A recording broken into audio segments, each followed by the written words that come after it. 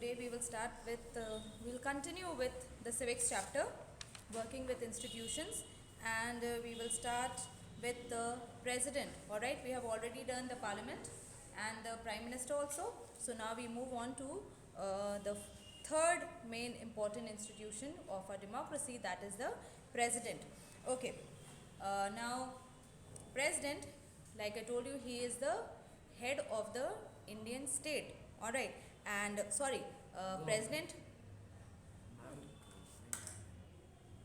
president is the head of the Indian state, whereas the prime minister, he is the head of the government. Alright, okay, so in our system of government, what we follow, the presidential or the parliamentary form? Which form of government do we follow? The presidential form of government or the parliamentary form of government? Ma'am, parliamentary form, ma'am, it is also called presidential form of government. No, my dear. Both are different. Which form of government do we follow? The presidential or the parliamentary? Ma'am, parliamentary. The parliamentary form of government. Okay, so in the parliamentary form of government that we follow, the president, he has only nominal powers. Alright, means just for name only.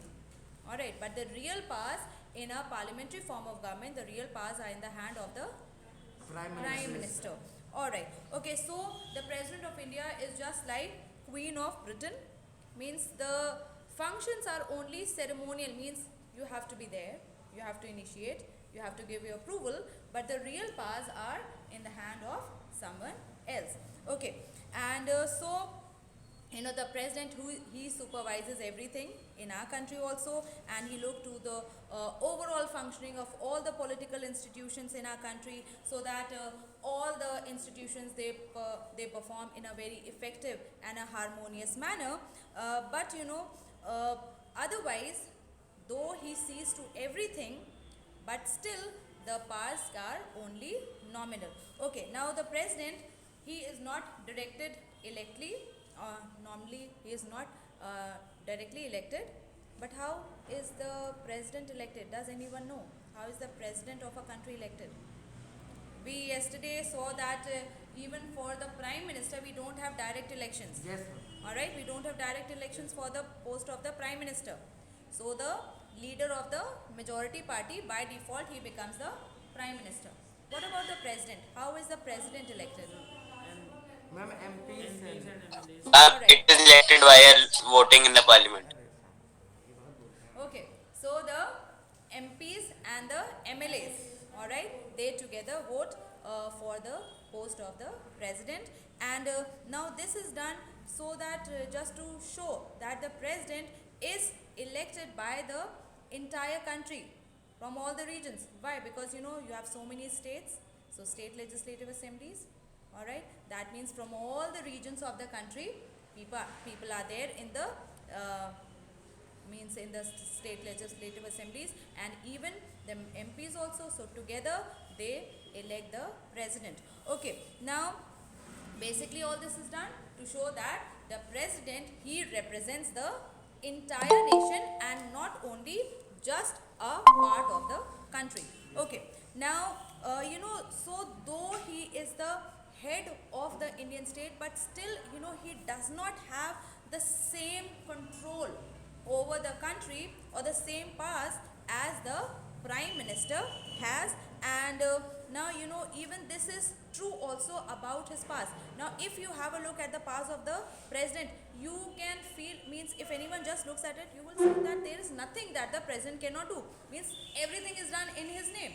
So everything in our country is done in the name of the president, and so all the government activities, they are done in the name of the president. Then all the major policies, the bills, the laws, everything, till the time the bill is not approved by the president, it will not become a law. So even the laws are taken in his name. Then all the major appointments, they are also done in the name of the president, and that includes even the nomination or the appointment of the Chief Justice of India, the judges of the Supreme Courts and the High Courts, and the governors of the various states, and the election commissioner, the ambassadors to the various countries of the world. And then not only that, all international treaties, whenever there are so many international institutions in the world, and so whenever anyone goes out, they sign in the name of the president. So all treaties, international treaties are also signed in the name of the president, and he is also said to be the head or the supreme commander of the defense forces also, or the defense forces in India. But so on the surface it can look like that there is nothing the president cannot do, but we need to remember that all these powers, all right, all these things he does, but only on the advice of the Prime Minister and the Council of Ministers. So Prime Minister and the Council of Ministers. So everything he does, it is on the advice of the Prime Minister and his council. Okay. Now, the president, he can ask the Council of Ministers to reconsider if they have given certain advice. So they can ask the Council of Ministers, the president can ask the Council of Ministers to reconsider. Means if he does not like it. But if the same advice is given again to the president, then he has to go by it. He cannot do anything about it. Alright. So what that basically means, that though he is the head, the nominal head, but still the powers, the main powers lie with someone else in the country. Okay. And similarly, if a bill is passed by the parliament, now we know that it becomes a law only after the president he signs the bill. But if the president he does not like it and he wants to delay a bill, all right, and he has certain suggestions, so he can send it back to the parliament. But if the parliament they again pass the same bill, then the second time the president he has to sign the bill. So once he can send it back with certain suggestions, but if the parliament they again pass it just like as it is, again second time, then the second time the president he cannot do anything, but he has to sign the bill. Okay. And so now when you look at it this way, then you can feel that is there anything the president can do on his own? Means everything the president does is on the advice of the Council of Ministers. Okay.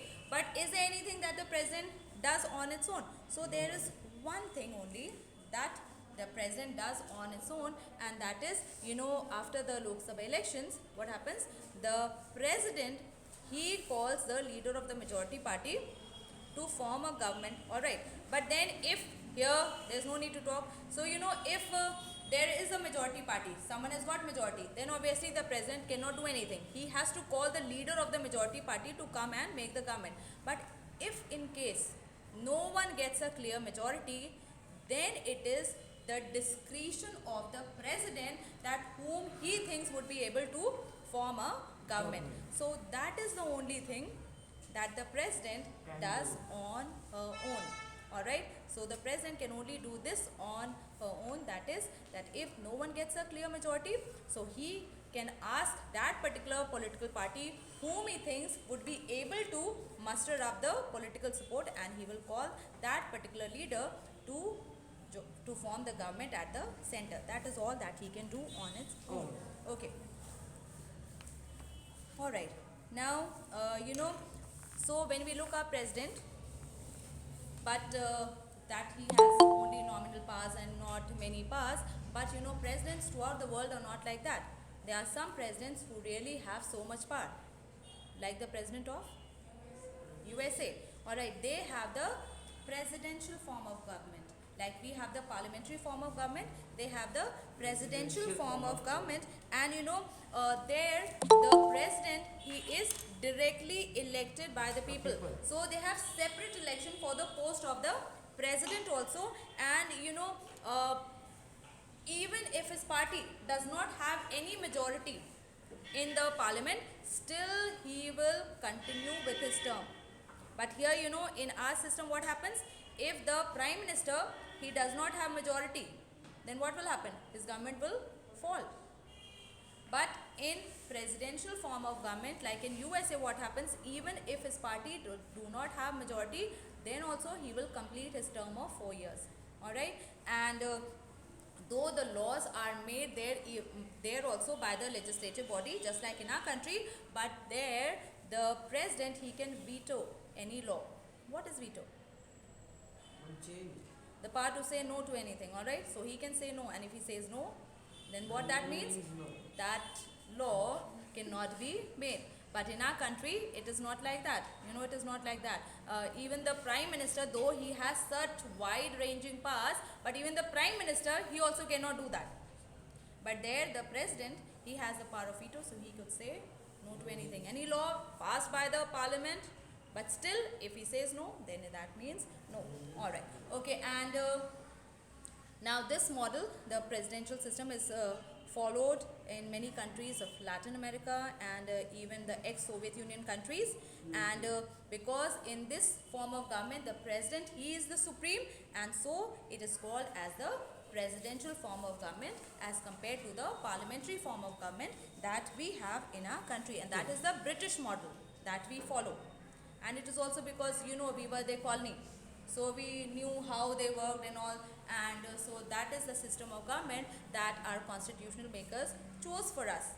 So that is the British model, and this is the American model, that is the presidential form of government. Okay, now we move on to the fourth important institution, and that is the judiciary. Now let's one more time, let's go to the story that we started the chapter with, that is the story of the office memorandum. And you know, there was so much chaos and protest and counter protest of the people regarding this 27% job reservation for the SCBC, and but we know that this whole thing, it went to the Supreme Court, and after the Supreme Court gave its verdict, then everything came to a rest and the matter came to an end.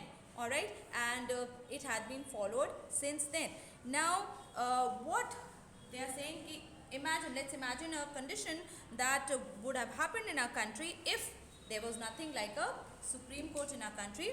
And even if there was a Supreme Court in the country, the Supreme Court did not have any power to judge the actions of the government. It could judge people, but what if it could not judge the actions of the government? And even if it could judge the governments, but still, you know, no one trusted the Supreme Court, that the Supreme Court will give a fair verdict. So if you think that the Supreme Court has not given a fair verdict, then the people will not sit quiet. They will continue to protest. Alright, and you know, even if it gave a free and fair judgment, what if those who appealed against the government order, you know, what if they had not accepted the judgment of the Supreme Court? You know, then also they would have gone on with their protest. Okay, now they are saying that this is why an independent and powerful judiciary is considered essential for all democracies. You know, our system of government is such that the executive is made answerable to the legislature, whereas judiciary is free. Yes. Why is executive answerable to the legislature? And why judiciary is free? Why? Obviously there would be some reason. Yes, ma'am. Yes, Prabhat, what do you think? What is the reason for that? Guys, anyone here? No one knows? Ma'am Dhruv को बताओ. Yes, Dhruv? Prabhat is saying you might know the answer.